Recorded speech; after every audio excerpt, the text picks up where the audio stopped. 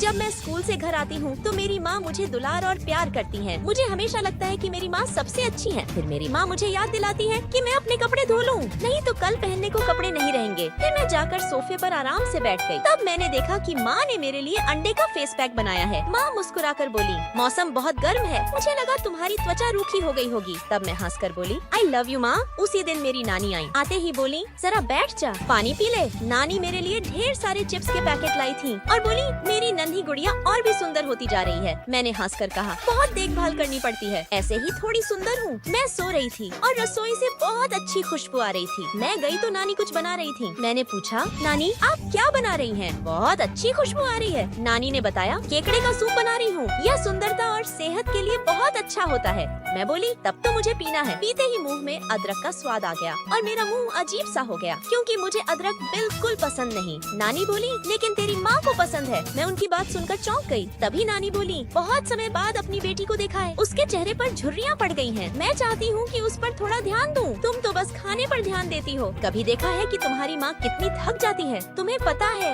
तुम्हारी माँ भी कभी नाजुक सी लड़की थी जिसे सुंदरता से बहुत प्यार था। सच में मैंने कभी सोचा ही नहीं कि माँ भी माँ बनने से पहले एक बेटी थी। उस दिन मैंने माँ से कहा, अब से खाना आप नहीं बनाएंगी, मैं बनाऊंगी। माँ हंस पड़ी। फिर मैंने माँ और नानी दोनों के लिए ब्यूटी प्रोडक्ट्स मंगाए। अब हम तीनों मिलकर अपना ख्याल रखेंगे, एक दूसरे का ध्यान रखेंगे और बहनों की तरह रहेंगे। माँ सिर्फ माँ नहीं होती, वो भी किसी की बेटी होती है। वो भी चाहती है कि उन्हें दुलार और प्यार मिले, उनकी सुंदरता की तारीफ हो और कोई उन्हें उतना ही प्यार दे जितना वो हमें देती है। जो मेरा वीडियो लाइक करेगा और चैनल सब्सक्राइब करेगा, भगवान उसके मम्मी पापा को लंबी उम्र और हमेशा खुशियाँ दे।